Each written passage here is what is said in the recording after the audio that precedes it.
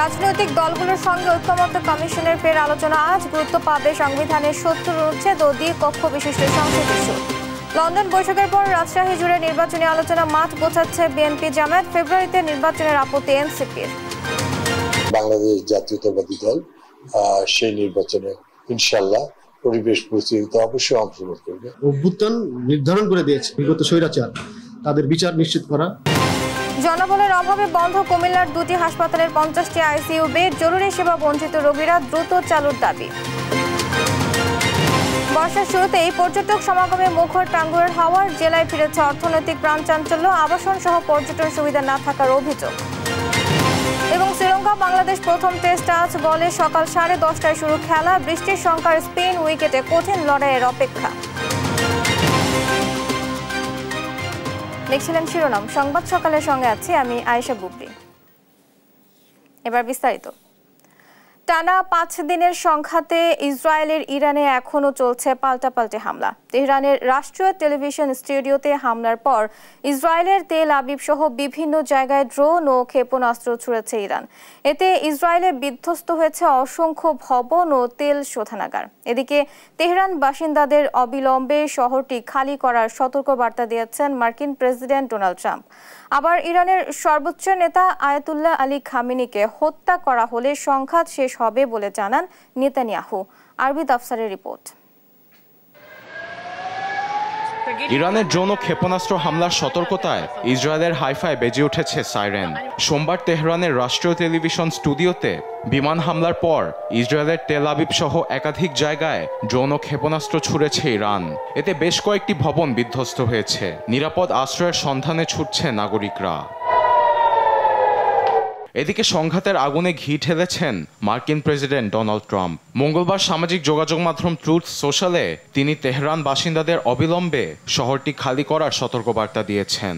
তেল আবিবের সঙ্গে ওয়াশিংটন একযোগে হামলা চালাবে কিনা এ নিয়ে কিছু বলেননি ট্রাম্প। একই সঙ্গে ইরানের পারমাণবিক চুক্তিতে স্বাক্ষর করলে এত প্রাণহানি হতো না বলে জানান তিনি। আবার ইসরায়েলের প্রধানমন্ত্রী বেনিয়ামিন নেতানিয়াহু বলেছেন, ইরানের সর্বোচ্চ নেতা আয়াতুল্লাহ আলী খামেনিকে হত্যা করা হলে সংঘাত বাড়বে না, বরং শেষ হবে। ইরানকে পারমাণবিক কর্মসূচি বন্ধের অনেক সুযোগ দেওয়া হয়েছে, কিন্তু তারা করেনি। তারা স্পষ্ট বার্তা দিয়েছে পারমাণবিক কর্মসূচি তেহরান বন্ধে আগ্রহী নয়। খামেনিকে হত্যা করলে এসব সমস্যার সমাধান হবে। এদিকে ইরানের হামলায় ইসরায়েলের বৃহৎ তেল পরিশোধনাগার পুরোপুরি বিধ্বস্ত হয়েছে।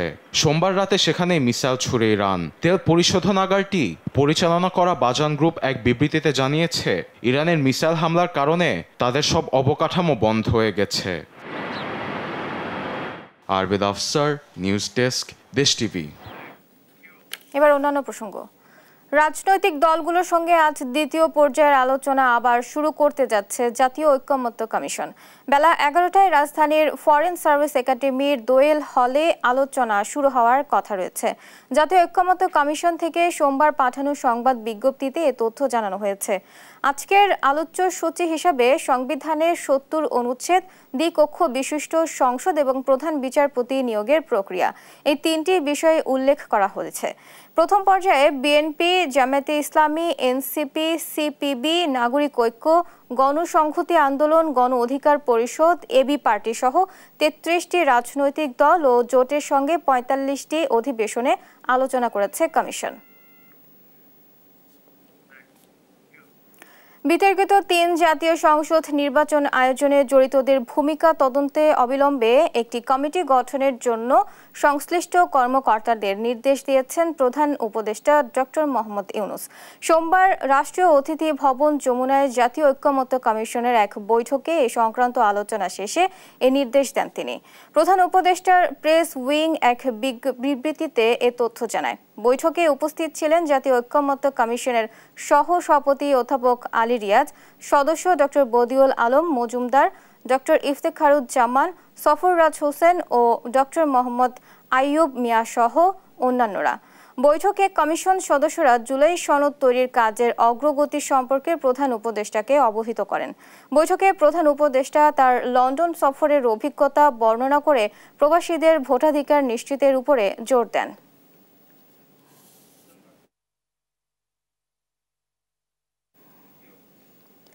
গত ১.৫ দশকে সংঘটিত গুমের ঘটনাগুলোর তদন্তে জাতিসংঘের যে কোনো ধরনের সহযোগিতা বাংলাদেশ আন্তরিকভাবে গ্রহণ করবে বলে মন্তব্য করেছেন প্রধান উপদেষ্টা অধ্যাপক মোহাম্মদ ইউনূস। সোমবার ঢাকায় রাষ্ট্রীয় অতিথি ভবন যমুনায় জাতিসংঘের গুম বা অনৈচ্ছিক নিখোঁজ বিষয়ক ওয়ার্কিং গ্রুপের ভাইস চেয়ারপারসন গ্রাজিনা বারানোস্কা এবং সদস্য আনা লোরেনা ভেলগাদিও পেরেজ প্রধান উপদেষ্টার সঙ্গে সাক্ষাৎ করতে গেলে তিনি এই কথা বলেন। তিনি বলেন, জাতিসংঘ গুম নিয়ে চলমান তদন্ত প্রক্রিয়ায় সম্পৃক্ত হলে প্রক্রিয়াটি আরও শক্তিশালী হবে। এ সময় জাতিসংঘের কর্মকর্তারা গুমের ঘটনা প্রতিরোধে বাংলাদেশের অন্তর্বর্তীকালীন সরকার গৃহীত উদ্যোগ, বিশেষ করে আন্তর্জাতিক গুম প্রতিরোধ সনদে বাংলাদেশের সংযুক্তির প্রশংসা করেন। তবে গুমের ঘটনা প্রতিরোধে এখনও অনেক কিছু করার রয়েছে বলেও মন্তব্য করেন তারা।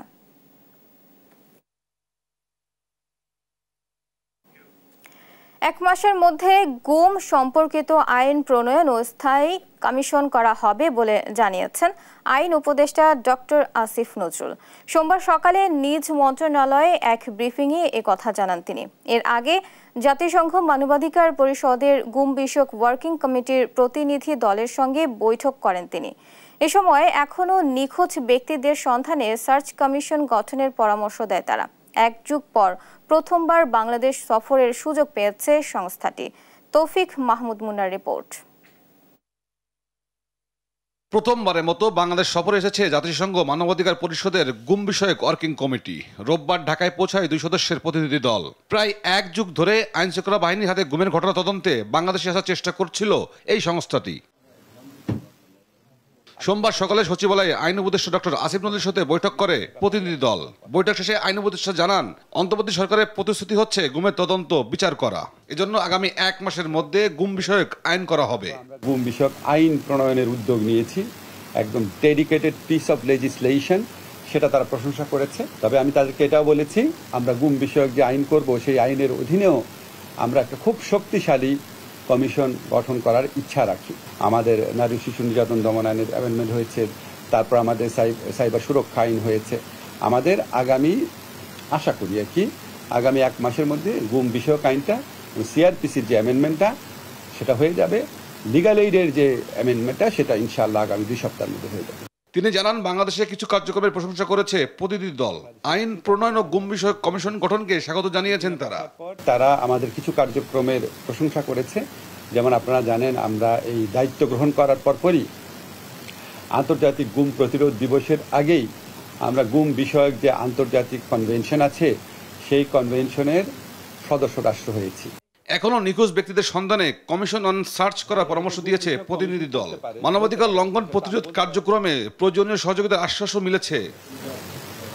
গেল 4 জুন প্রধান উপদেষ্টার কাছে জমা দেওয়া দ্বিতীয় অন্তর্বর্তী প্রতিবেদনে বিগত আওয়ামী লীগের 15 বছর শাসনামলে গুমের 1837টি অভিযোগ পাওয়ার কথা জানিয়েছে গুম কমিশন। এর মধ্যে 1417 জন জীবিত ফিরেছেন, আর এখনো নিখোঁজ রয়েছেন 345 জন। সহযোগিতা ওনারা প্রদান করবেন। তৌফিক মাহমুদ মুন্না, দেশ টিভি, ঢাকা। আগামী 7 দিনের মধ্যে সাবেক প্রধানমন্ত্রী শেখ হাসিনা ও সাবেক স্বরাষ্ট্রমন্ত্রী আসাদুজ্জামান খান কামালকে হাজির হতে 2টি জাতীয় পত্রিকায় বিজ্ঞপ্তি প্রকাশের নির্দেশ দিয়েছে আন্তর্জাতিক অপরাধ ট্রাইব্যুনাল। সোমবার ট্রাইব্যুনালের চেয়ারম্যান বিচারপতি মোহাম্মদ গোলাম মর্তুজা মজুমদারের নেতৃত্বে 3 সদস্যের বেঞ্চ এই আদেশ দেন। পরে চিফ প্রসিকিউটর জানান, নির্ধারিত সময় হাজির না হলে তাদের অনুপস্থিতিতে শুরু হবে বিচার কার্যক্রম। তাইফুর রহমান তুহিনের প্রতিবেদন, জানাচ্ছেন মোহাম্মদ সাকিব। জুলাই আগস্টের মানবতা বিরোধী অপরাধের মামলায় শেখ হাসিনা সহ 3 জনের বিরুদ্ধে আনুষ্ঠানিক অভিযোগ গঠনের বিষয়ে শুনানির দিন ছিল আজ। সেই হিসেবে সকালে আন্তর্জাতিক অপরাধ ট্রাইব্যুনালে হাজির করা হয় সাবেক আইজিপি চৌধুরী আব্দুল্লাহ আল মামুনকে। বাকি 2 আসামি শেখ হাসিনা ও সাবেক স্বরাষ্ট্রমন্ত্রী আসাদুজ্জামান খান কামাল পলাতক থাকায় তাদের হাজির করতে 2টি পত্রিকায় বিজ্ঞপ্তি দেওয়ার নির্দেশ দেয় আন্তর্জাতিক অপরাধ ট্রাইব্যুনাল। আদালতের এই আদেশটি 2টো বাংলাদেশের বহুল প্রচারিত পত্রিকায় বিজ্ঞপ্তি দেওয়ার জন্য আদেশ দিয়েছেন এবং এই বিজ্ঞপ্তি অনুযায়ী তারা যাতে হাজির হন আগামী 24শে জুন তাদেরকে সেই বিজ্ঞপ্তির মাধ্যমে জানিয়ে দেওয়া হবে 24শে জুনের মধ্যে তারা যাতে এই আদালতে এসে হাজির হয়ে এই বিচার প্রক্রিয়া মোকাবেলা করেন। আসামিরা উপস্থিত না হলে আইন অনুযায়ী তাদের অনুপস্থিতিতে বিচার কাজ শুরু করা হবে বলেও জানান চিফ প্রসিকিউটর। সেটা আমাদের আইনে সুনির্দিষ্টভাবে বর্ণনা করা আছে।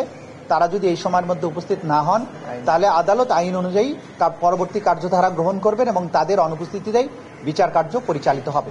ট্রাইব্যুনালের প্রসিকিউশনের অভিযোগে বলা হয়েছে 16 জুলাই থেকে 5 আগস্ট পর্যন্ত সারা দেশে 1400 ছাত্র জনতাকে হত্যার দায় শেখ হাসিনার। তার নির্দেশ, উস্কানি ও প্ররোচনায় এসব হত্যাকাণ্ড সংঘটিত হয়। সেটার বিচার হতে হবে। মোহাম্মদ সাকিব, দেশ টিভি, ঢাকা। অন্তর্বর্তী সরকারের বৈধতা পরবর্তী নির্বাচিত সরকার বিবেচনা করবে বলে জানিয়েছেন বিএনপির স্থায়ী কমিটির সদস্য সালাউদ্দিন আহমদ। আর দলটির স্থায়ী কমিটির আরেক সদস্য আমির খসরু মাহমুদ চৌধুরীর মতে সংস্কার ও বিচার কাজের অগ্রগতির জন্য ফেব্রুয়ারি পর্যন্ত সময় যথেষ্ট দীর্ঘ। দেশের মানুষ দ্রুততম সময়ে গণতন্ত্রে ফিরতে চায় বলেও দাবি তার। সাইফুল রিপনের প্রতিবেদন। জাতীয় প্রেস ক্লাবে বর্তমান রাজনৈতিক পরিস্থিতি ও কল্যাণ রাষ্ট্রের ভাবনায় বাজেট শীর্ষকে আলোচনা সভার আয়োজন করে নাগরিক ঐক্য। তখন আপনি যা খুশি করতে পারেন। বক্তারা বলেন, লন্ডনের ডক্টর ইউনুস তারেক রহমান বৈঠকে যে বরফ গলতে শুরু করেছে তার ধারাবাহিকতায় গণতান্ত্রিক প্রক্রিয়ায় এগিয়ে যেতে হবে। 9-10 মাসে সংস্কার বলেন, বিচার বলেন, সনদ বলেন, কোনো ব্যাপারে কোনো অগ্রগতি হয়নি। এই গভর্নমেন্ট কিচ্ছু করতে পারেনি। Politically achievement nothing. আগামী 4 মাস 5 মাসের মধ্যে নতুন কিছু অ্যাচিভ করতে পারবেন? Let's hope for that. কিন্তু যদি না পারি তবু আমরা যদ্দূর নিতে পারি সেইটা নিয়ে মিনিমাম থিং হচ্ছে একটা fair election acceptable to all, এইটা করতে হবে। অন্তর্বর্তী সরকারের বৈধতা পরবর্তী নির্বাচিত সরকার বিবেচনা করবে জানান বিএনপির স্থায়ী কমিটির সদস্য সালাউদ্দিন আহমদ। দ্রুত নির্বাচন আয়োজনে সরকারকে ইসির সঙ্গে যোগাযোগ বাড়ানোর পরামর্শও দেন তিনি। কনস্টিটিউশনালি আপনাদের এই সরকারের রেটিফিকেশন লাগবে ইন দ্য নেক্সট পার্লামেন্ট, এটাও আপনারা মাথায় রাখবেন। এবং রেটিফিকেশন লাগলে এই লেজিটিমেসি কিভাবে দেয়া হবে, কোন জায়গায় দেয়া হবে, সেটাও আমরা বিবেচনা করব। আমরা যাতে ডেমোক্রেটিক ট্রান্সফরমেশনের দিকে যেতে পারি সেরকম কার্যক্রম আপনারা নেবেন। এর আগে সোমবার বেলা 11টার দিকে লন্ডন থেকে দেশে ফিরে বিমানবন্দরে সাংবাদিকদের মুখোমুখি হন বিএনপির স্থায়ী কমিটির আরেক সদস্য আমির খসরু মাহমুদ চৌধুরী। বলেন, নির্বাচন কমিশন দিনক্ষণ ঘোষণা করলে দেশ নির্বাচনের দিকে এগিয়ে যাবে। সংস্কারের বিষয়টা ঐক্যমতের বিষয়, সুতরাং ঐক্যমত হইতে এটা যে 1-1.5 মাসের বেশি সময় লাগার কোনো কারণ নেই। আর বিচার তো চলমান প্রক্রিয়া আছে, এটা তো বিচার বিভাগ বিচার করবে, বিচার আওতায় আনার বিষয় আছে। বিচারের আওতায় যারা আসবে এর মধ্যে এখনও তো আরও দীর্ঘ 6-7 মাস সময় আছে সম্ভব। আর যারা তারপরেও আসবে না, তারপরে তো পরবর্তী সরকার আসলে তাদেরকে বিচারের আওতায় তো আগামী সরকারকে অনেককে আনতে হতে পারে, তাই না? আর গুলশান কার্যালয়ে বিএনপি মহাসচিব মির্জা ফখরুল ইসলাম আলমগীরের সঙ্গে সাক্ষাৎ করেন ব্রিটিশ রাষ্ট্রদূত সারাহ কুক। পরে বৈঠকের আলোচনার বিষয়ে কথা বলেন দলের স্থায়ী কমিটির সদস্য ডক্টর আব্দুল মঈন খান। আমরা যেমন উৎসব করি, নববর্ষের উৎসব করি, বাংলাদেশের মানুষের কাছে কিন্তু ভোটের দিনটি এরকম একটি উৎসবের দিন। কাজেই তারা উন্মুখ হয়ে আছে কখন ভোট দেবে। এদিকে জাতীয় প্রেস ক্লাবে সংবাদপত্রের কালো দিবস নিয়ে আলোচনায় দলটির স্থায়ী কমিটির আরেক সদস্য ডাক্তার এজেডএম জাহিদ হোসেন বলেন, জনগণের প্রতি বর্তমান সরকারের কোনো দায়বদ্ধতা নেই। কিন্তু জনগণের প্রতি দায়বদ্ধতা বলতে যেটা বোঝা যায় সেটি তো তাদের নেই। তারা একটি নির্ধারিত কাজ অল্প সময়ের জন্য এসেছে। সাইফুল রিপন, দেশ টিভি, ঢাকা। প্রেমের প্রস্তাব প্রত্যাখ্যান করায় মৌলভীবাজারে 10ম শ্রেণীর এক স্কুল ছাত্রীকে পূর্ব পরিকল্পিতভাবে হত্যার অভিযোগ উঠেছে। অভিযুক্ত জুনেল আগেও নারী নির্যাতনের মামলায় জেল খেটেছেন। মুক্তি পেয়ে ফের সে ভয়ঙ্কর রূপ নিল। এই ঘটনায় দৃষ্টান্তমূলক বিচার চেয়েছেন পরিবার ও এলাকাবাসী। সহকর্মী সালেহ এলাহি কুটির পাঠানো তথ্য ও ছবিতে জানাচ্ছেন অঙ্কন চৌধুরী।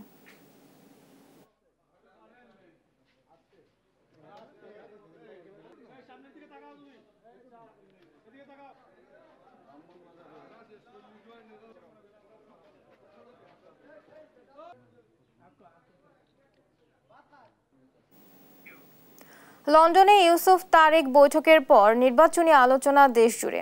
বিএনপি মনে করছে নির্বাচন নিয়ে যে অনিশ্চয়তা ছিল তা কেটে গেছে। দলটি সাংগঠনিকভাবে প্রস্তুতি শুরু করেছে। জামায়াতে ইসলামী আগে থেকেই প্রস্তুতি শুরু করেছে নির্বাচনের। রাজশাহীর 6টি সংসদীয় আসনের 5টিতে তাদের প্রার্থীর নাম প্রকাশ করেছে। তবে ফেব্রুয়ারিতে নির্বাচন নিয়ে আপত্তি আছে জাতীয় নাগরিক পার্টি এনসিপির। কাজী শাহেদের প্রতিবেদন। লন্ডনে ইউনুস তারেক বৈঠকের পর এখন নির্বাচনী আলোচনা দেশ জুড়ে। কেন্দ্র থেকে তৃণমূল সবখানে আলোচনায় আগামীর জাতীয় সংসদ নির্বাচন। একটা অবস্থা আছে, দেশ খুব খারাপ পরিস্থিতি। এই অবস্থাতে অবশ্যই ভোটের দরকার, গণতান্ত্রিক সরকার অবশ্যই দরকার। এই রাষ্ট্রের যদি গতি ফিরিয়ে আনার প্রয়োজন মনে করে কিংবা রাষ্ট্রে যদি গতি ফিরিয়ে আনতে চায় তাহলে অবশ্যই অতি দ্রুত নির্বাচন দেওয়া উচিত। কারণ নির্বাচনের মাধ্যমে একটি সরকার গঠন হবে, তার ফলে রাষ্ট্রের গতি ফিরে আসবে। যদি কালকে নির্বাচন হয় সেটা সব থেকে বেটার হয় এবং সাধারণ জনগণের মধ্যেও এই একই পারসেপশন। ঠিক আছে, দেশের জনগণ অতিরিক্ত কিছু চায় না। একটা নির্বাচন হলে নির্বাচিত সরকারের হাতে দেশটা যদি আসে তাহলে সকলের ভিতরে একটা স্বস্তি আসবে। রাজশাহীতে আগে থেকেই দলের প্রার্থীদের মাঠে নামিয়েছে জামাত। অন্তর্বর্তী সরকার ও বিএনপি আগামী বছরের ফেব্রুয়ারির প্রথমার্ধে নির্বাচনের ব্যাপারে একমত, যা চাঙ্গা করেছে বিএনপির স্থানীয় রাজনীতি। অচিরেই নির্বাচন কমিশন ঘোষণা করবে এবং বাংলাদেশ জাতীয়তাবাদী দল সেই নির্বাচনে ইনশাল্লাহ পরিবেশ পরিস্থিতিতে অবশ্যই অংশগ্রহণ করবে। নির্বাচন ফেব্রুয়ারি মাসের মধ্যে হলে আমাদের কোনো অসুবিধা নেই, বরং এই সময়টাই সুন্দর সময় দেশের পরিস্থিতি পরিবেশের জন্য। এনসিপি বলছে আপাতত প্রার্থী ধরে নয়, জনসম্পৃক্ততা বাড়াতে কাজ চলছে। শীঘ্রই ভোটের মাঠেও শক্তি সামর্থ্য দৃশ্যমান হবে দলটির। এনসিপি একটা শক্ত প্রতিদ্বন্দ্বিতা করার মতো জায়গায় আছে, যেখানে আমরা কতগুলো শর্ত মনে করি যে অভ্যুত্থান নির্ধারণ করে দিয়েছে বিগত স্বৈরাচার, তাদের বিচার নিশ্চিত করা। একই সাথে যেই ব্যবস্থার উপর দাঁড়িয়ে এই স্বৈরাচার তৈরি হলো, ফ্যাসিবাদ কায়েম হলো, সেই ব্যবস্থাকে বাংলাদেশের থেকে চিরতরে বিতরণ করা। রাজশাহীর সবগুলো আসনেই আধিপত্য বিএনপির। এবার তাতে ভাগ বসাতে চায় এক সময়ের জোটসঙ্গী জামাত। তবে নবীন দল হিসেবে এনসিপির চমক থাকছে কি, সেই প্রশ্ন সাধারণ ভোটারদের। কাজী শাহেদ, দেশ টিভি, রাজশাহী। নতুন করে করোনা ভাইরাসের সংক্রমণ ঠেকাতে সারা দেশে যখন হাসপাতালগুলোতে প্রস্তুতির জন্য কার্যক্রম হাতে নেওয়া হয়েছে, তখন জনবলের অভাবে বন্ধ হতে চলেছে কুমিল্লার একটি সরকারি হাসপাতালের সব আইসিইউ বেড এবং আরেকটি হাসপাতালের 20টি পুরোপুরি বন্ধ। দ্রুত এসব ইউনিট চালু করা না গেলে জরুরি মুহূর্তে সেবা বঞ্চিত হবেন রোগীরা। সুমন কবিরের প্রতিবেদন, জানাচ্ছেন টুম্পা আফরোজ। করোনা ভাইরাসের সংক্রমণ বেড়ে যাওয়ায় 2020 সালের জুনে কুমিল্লা জেনারেল হাসপাতাল ও কুমিল্লা মেডিকেল কলেজ হাসপাতালে স্থাপন করা হয় দুটি বিশেষ আইসিইউ ইউনিট। এসব ইউনিটে জনবল নিয়োগ দেয়া হলেও গত বছরের ডিসেম্বরে প্রকল্পের মেয়াদ শেষ হয়। 8 মাস ধরে চিকিৎসক স্টাফদের বেতন ভাতা বন্ধ থাকায় অনেকটাই অচল হয়ে পড়ে আছে 150 কোটি টাকা মূল্যের আইসিইউ সরঞ্জাম। কুমিল্লা মেডিকেল কলেজ হাসপাতালে জনবল সংকটে একেবারেই বন্ধ হয়ে পড়ে আছে 30টি আইসিইউ বেড। এদিকে 3 জন চিকিৎসক ও 4 জন নার্স দিয়ে চলছে কুমিল্লা জেনারেল হাসপাতালের 10টি আইসিইউ বেডের কার্যক্রম। 10টা বেড চালু থাকার কথা থাকলেও আইসিইউ হিসেবে আসলে চলছে এখন 5টা বেড। কোভিডের কারণে আসলে যখন প্রয়োজন হবে তখনই আইসিইউটা আসলে সচল রাখাটা খুবই প্রয়োজন হবে। আলাদা করে কোভিড আইসোলেশন ইউনিট আছে, কিন্তু সেটাও চালু করতে গেলে লোকবলের প্রয়োজন, যেটা এখন খুবই সংকট বর্তমানে। জরুরি সময়ে আইসিইউ ইউনিটের বেহাল অবস্থা দেখে দুশ্চিন্তায় পড়েছেন সাধারণ মানুষ। সবচেয়ে নিম্নয়ের মানুষ কিন্তু সরকারি হসপিটালগুলোতে আসে, আইসিইউ ওয়ার্ড নিজে আইসিইউতে আছে। করোনা মহামারী যদি আবারও বাড়তে থাকে তাহলে কিন্তু মোকাবেলা করাটা অনেক কঠিন হয়ে যাবে। দ্রুত সময়ে জটিলতা নিরসন করে আইসিইউ ইউনিটগুলো পুরোদমে চালুর কথা জানান সিভিল সার্জন। আমরা সরকারের কাছে আবেদন করেছি জনবলের জন্য, যদি করোনা পরিস্থিতি আপনারা যেরকম মনে করতেছেন ওরকম হয় তো আমাদেরকে জনবল দেওয়া হবে। আমাদের আইসিইউতে কিছু সমস্যা আছে, 2টা এসি নষ্ট হয়েছে, এখান থেকে পানি পড়ছে এবং নিচতলায় পিডব্লিউডির কিছু কাজ ছিল, এগুলো শেষ করা এখনো হয় নাই। তো আমরা পিডব্লিউডিকে চিঠি দিয়েছি, উনি আমাকে আশ্বস্ত করেছেন এক্সিয়ান মহোদয় যে 1 সপ্তাহের মধ্যে কাজগুলো করে দেবেন। সরকারি এসব আইসিইউ চালু হলে সুবিধা পাবে নিম্ন আয়ের মানুষ, এমনটাই মনে করছেন সংশ্লিষ্টরা। নিউজ ডেস্ক, দেশ টিভি।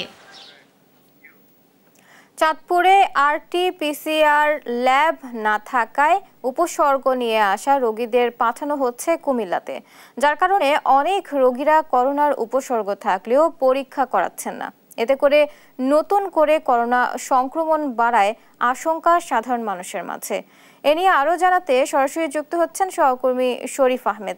শরীফ, ভুক্তভোগীদের প্রতিক্রিয়া কি, এ বিষয়ে কর্তৃপক্ষ কি পদক্ষেপ নিয়েছেন, বিস্তারিত জানাবেন। আপনি যেমনটি জানতে চেয়েছেন যে ভুক্তভোগীদের প্রতিক্রিয়া কি, আমি সকাল থেকে দেখেছি অনেকেই কিন্তু করোনার উপসর্গ নিয়ে হাসপাতালে আসছেন এবং এখানে যারা আসছেন এখানে RT-PCR ল্যাব না থাকায় কিন্তু তাদেরকে কুমিল্লায় রেফার করা হয়েছে। তারা কিন্তু ভোগান্তিতে পড়ছেন। তারা বলছেন যে এই হাসপাতালে অর্থাৎ চাঁদপুরে যে RT-PCR ল্যাব কিন্তু না থাকায় কিন্তু তারা ভোগান্তিতে পড়ছেন এবং অনেকেই কিন্তু কুমিল্লায় না গিয়ে তারা বাড়ি ফিরে যাচ্ছেন। এতে করে করোনার সংক্রমণ বাড়ার কিন্তু আশঙ্কা দেখা দিয়েছে। সাধারণ মানুষ দাবি করছেন যেন দ্রুত সময়ের মধ্যে আবারও চাঁদপুরে RT-PCR ল্যাব দ্বারা করোনা পরীক্ষা করানো হয়। আমি এর পাশাপাশি এই বিষয়ে কথা বলেছি চাঁদপুর সদর হাসপাতালের যিনি তত্ত্বাবধায়ক রয়েছেন ডক্টর AKM মাহবুবুর রহমানের সাথে। তিনি আমাদেরকে বলেছেন ইতিমধ্যে কিন্তু তারা ঊর্ধ্বতন কর্তৃপক্ষকে কিন্তু অবহিত করেছেন যে চাঁদপুর RT-PCR ল্যাব যে নেই এই বিষয়ে। এর পাশাপাশি কিন্তু তারা ইতিমধ্যে বলেছেন করোনার যদি আবারও বাড়ে তাহলে কিন্তু তারা আবারও কিন্তু এখানে নানা প্রস্তুতি গ্রহণ করে রেখেছেন করোনা বাড়ার সাথে সাথে কিন্তু তারা এখানে রোগীদের সেবার জন্য। এর পাশাপাশি এখানে যারা চিকিৎসক রয়েছেন তারা পরামর্শ দিয়েছেন যাতে করে সাধারণ মানুষ স্বাস্থ্যবিধি মেনে চলে, স্বাস্থ্যবিধির পাশাপাশি সবাই যেন মাস্ক পরে এই পরামর্শ দিয়েছেন। তবে আমরা দেখেছি সাধারণ মানুষের মধ্যে কিন্তু আতঙ্ক কাজ করছে না, তারা স্বাভাবিক জীবনযাপন করছেন, তারা স্বাভাবিকভাবে হাঁটাচলা করছেন। আমরা লঞ্চ টার্মিনাল এবং বাস স্ট্যান্ডে আমরা দেখেছি যে মানুষ যেখানে হাঁটাচলা করেন, যেখানে মানুষের সমাগম ঘটে, মানুষ কিন্তু স্বাভাবিকভাবে চলাফেরা করছেন। তো এতে কিন্তু করোনা প্রাদুর্ভাব বাড়ার কিন্তু একটা সংখ্যা থেকে যায়। তো ডাক্তাররা পরামর্শ দিয়েছেন যে আগে থেকে যদি সচেতন হওয়া যায় তাহলে কিন্তু করোনা যে সংক্রমণ সেটি না বেড়ে কিন্তু কমে আসবে। তো এই ছিল চাঁদপুর থেকে আমার কাছে করোনার সর্বশেষ। শরীফ, আপনাকে ধন্যবাদ। দর্শক, এতক্ষণ সরাসরি যুক্ত ছিলাম সহকর্মী শরীফের সাথে। জামালপুরের হাসপাতালগুলোতে হঠাৎ করে রোগীর চাপ আশঙ্কাজনকভাবে বেড়েছে। এতে চিকিৎসা সেবা ব্যাহত হওয়ার আশঙ্কাও তৈরি হয়েছে। এ নিয়ে জানাতে সরাসরি যোগ দিচ্ছেন সহকর্মী রিয়াদ হাসান। রিয়াদ, বাড়তি রোগীর চিকিৎসায় কর্তৃপক্ষ কি উদ্যোগ নিয়েছে কিনা এ বিষয়ে আমাদের জানাবেন।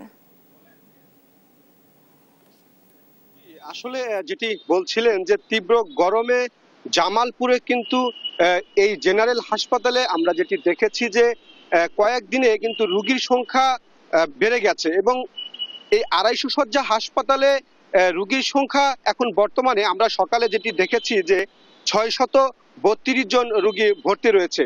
আর এতে করে রোগীর যে সেবা সেই সেবা দিতে কিন্তু প্রচুর পরিমাণে সমস্যায় পড়েছে এখানে ডাক্তাররা।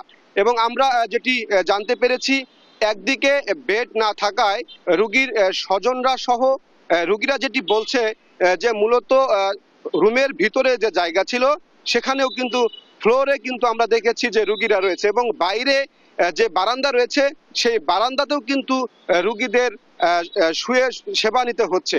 আসলে এই যে সেবার যে বিঘ্নতা সেটি মূলত ডাক্তাররা যেটি বলছেন যে হঠাৎ করে রোগীর চাপ বেড়ে যাওয়ায় কিন্তু এমনটি হয়েছে। আমরা একটু কথা বলতে চাইবো, এখানে রয়েছে রোগীর স্বজন রয়েছে, আমরা তাদের সাথে একটু জানতে চাইবো এই যে হঠাৎ করে রোগী চাপ বেড়েছে, আসলে আপনি আপনার রোগী নিয়ে কতদিন যাবত আছেন এবং আসলে এই রোগী বেড়ে যাওয়ার কারণ কি?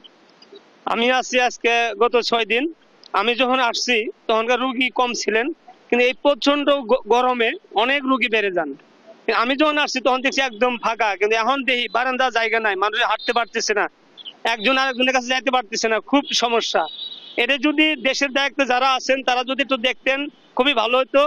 আর সিট যদি থাকে 200 হওয়ার দরকার 600, তাইলে মানুষের সেবা নিতে ভালো হবে, আমাদেরও ভালো হবে। এবং এখানে যারা আছেন সবাই আমার এই ভিডিওটা দেখবেন, সবাই একটু। জি, এই যে আসলে যেটি শুনছিলেন যে ওনারা যেটি বলেছেন যে আসলে রুগীরা যেটি বলছে যে প্রচুর পরিমাণে রুগী থাকার কারণে মূলত এই সেবা ব্যাহত হচ্ছে এবং এই 250 শয্যা হাসপাতালটিকে রুগী এবং ডাক্তাররা যেটি বলছে যাতে 500 শয্যা করা হয় তাহলে হয়তোবা কিছুটা জামালপুরের মানুষ সেবা পাবে। এই ছিল জামালপুর থেকে সর্বশেষ খবর। রিয়াদ, আপনাকে ধন্যবাদ। দর্শক, এতক্ষণ সরাসরি যুক্ত ছিলাম সহকর্মী রিয়াদের সাথে। সৌন্দর্য ঘেরা হাওর পাহাড়ের মিশেল সুনামগঞ্জ জেলা। বর্ষার শুরুতেই অসংখ্য পর্যটক এখন ভিড় জমাচ্ছেন টাঙ্গুয়ার হাওরে। এতে জেলায় অর্থনৈতিক প্রাণচাঞ্চল্য দেখা দিয়েছে। তবে পর্যটকদের অভিযোগ, এখানে নেই কোনো মানসম্মত হোটেল রেস্তোরাঁ। সহকর্মী শাহবাজ উদ্দিন মান্নার তথ্য ও ছবিতে জানাচ্ছেন সালমা জাহান। দেশে দিন দিন জনপ্রিয় হচ্ছে হাওর কেন্দ্রিক পর্যটন। বর্ষায় ভ্রমণের জন্য অন্যতম আকর্ষণীয় জায়গা সুনামগঞ্জ। চারদিকে থই থই পানি, করজ গাছ, হাওর লেক সবই আছে এখানে। শত শত দেশীয় নৌকা, প্রিমিয়াম হাউসবোট ছুটে চলছে সুনামগঞ্জের টাঙ্গুয়ার হাওর জাদুকাটা নদীর নীলাদ্রি লেকে। হাউসবোটের ছাদে লাগানো নানা রঙের ছাতা, চেয়ার টেবিল, বেঞ্চ ও কৃত্রিম সবুজ গাছের গালিচা। নোঙরের সামনে দোলনায় দোলছে তরুণ তরুণী। সব বয়সী মানুষ হাওরে এসে শৈশবের দুরন্তপনায় মেতে উঠেছে। আষাঢ়ের শুরুতে এখানে পর্যটকের ঢল নেমেছে। অথচ এখানে পর্যটকদের জন্য নেই কোনো মানসম্মত হোটেল রেস্তোরাঁ, রয়েছে আবাসন সংকট। পাহাড়ের উপরে তো তেমন ফ্যাসিলিটি পাওয়া যাচ্ছে না, ওরা সবকিছুর দাম বেশি রাখতেছে। প্রথমত সমস্যাটা হচ্ছে রাস্তাটা যদি ইমপ্রুভ হয়, রাস্তাটা যদি হয়ে যায় তাহলে আসা যাওয়ার সময়টাও কম লাগবে। আর দ্বিতীয়ত গাড়ির ব্যবস্থাটা সরকারিভাবে যদি একটা রেট করে দেওয়া হয় তাহলে ভালো হয়। আবাসিক হোটেলের ব্যবস্থা করা, নিষ্কাশনের ব্যবস্থা করা, সিকিউরিটির ব্যবস্থা করা, এগুলো করলে মনে হয় যে এই বাণিজ্যটা পর্যটক বাণিজ্যটা আরো বেশি প্রসার পাবে। হাউস বোর্ডের যে সিন্ডিকেট, এই সিন্ডিকেটটা আসলে আমাদের জন্য, পর্যটকদের জন্য খুব সমস্যার সৃষ্টি হচ্ছে। তারা সবই একই রকম ভাড়া চায়, ফিক্সড ভাড়া, এবং ভাড়াটা অনেক বেশি। আসলে এই অল্প সময়ের জন্য এই পরিমাণ ভাড়া, এটা নিয়ন্ত্রণে আনা দরকার। এদিকে পর্যটকদের নিরাপত্তা নিশ্চিত সহ প্রয়োজনীয় উদ্যোগ নেওয়ার কথা জানান উপজেলা নির্বাহী কর্মকর্তা। আনসারদের মাধ্যমে আমরা প্রথম স্তরে নিরাপত্তা নিশ্চিত করে থাকি। তারপরে রয়েছে পুলিশ, আমাদের স্থানীয় পুলিশ আছে ট্যাগের ঘাটে, তারা মুভ করে থাকে। তারপরে আছে টুরিস্ট। সব প্রতিকূলতা কাটিয়ে সুনামগঞ্জ জেলা হবে পর্যটক বান্ধব, এমন প্রত্যাশা ভ্রমণ পিপাসুদের। নিউজ ডেস্ক, দেশ টিভি।